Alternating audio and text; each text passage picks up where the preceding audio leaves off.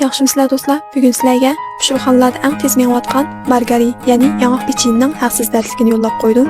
Oldi bilan qachimizga undan 500 gram, tanfundan 65 gram, sodadan 3 gram, seriq maydan 200 gramni mushkul holatda talqonlab olamiz. Endi tuxumdan 2 tal, danayo yoki xam qaymoqdan 150 gramni silib, mushkul holatda xamirga urib bo'ldi.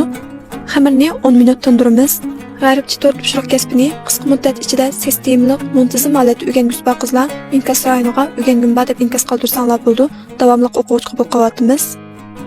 Xamirni 10 minut tindirib olgandan keyin mushkul shaklda yeyib olamiz. Tekshi yeyib olgan xamirning ustiga murabbani surib olsak bo'ldi. Men bugun qarqat murabbasini ishlatdim. Murabbaning ustiga ushoq to'g'ralgan yong'oq mag'zini chechib olamiz. Amdiki bosqichda filmdagi bo'yicha yurgizsanglar bo'ldi.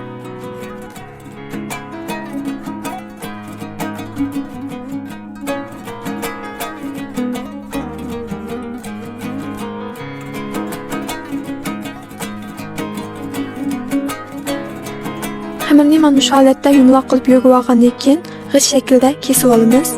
Har bir parcha xamirning ustiga tuxum seriqini surib, shilg'an yong'oq mag'zini yuziga milib olsak bo'ldi.